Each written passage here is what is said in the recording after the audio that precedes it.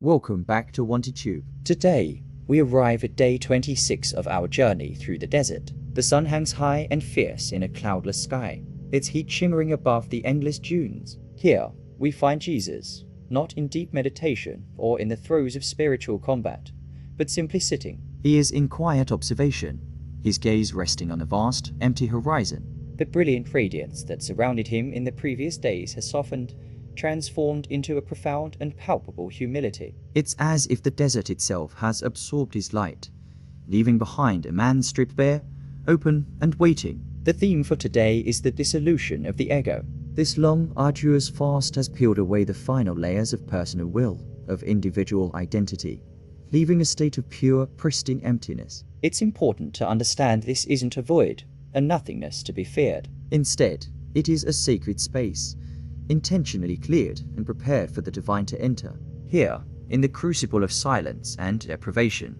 Jesus is becoming what ancient spiritual traditions call a hollow bone.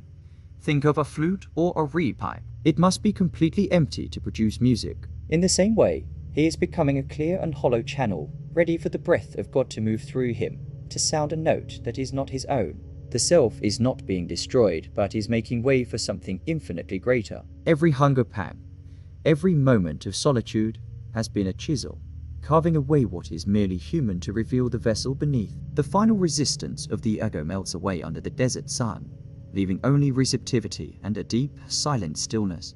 He is no longer seeking, no longer striving. He is simply becoming an open doorway. Now, we witness a moment of complete and total surrender. As the light begins to fade, casting long shadows across the sand, Jesus lies down. He rests his head on the cooling earth and stares up at the vast, darkening sky, now sprinkled with the first stars. In this moment, there is no separation. There is no Jesus here and a distant God up there. The boundary between the observer and the observed dissolves. He isn't praying to God anymore. He is the very space through which God breathes. It is the ultimate act of trust, a profound release of control. The desire to understand, to direct, to be something is all gone.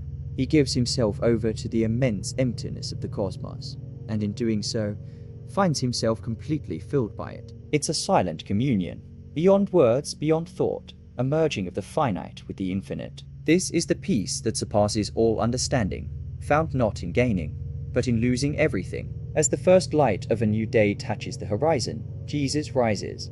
His movements are slow, deliberate, infused with a new quality. It's not the presence of earthly power, or even of divine radiance, but something quieter, deeper. It is the quality of perfect alignment. He moves as if guided by an invisible current, his will and the will of the divine now one and the same.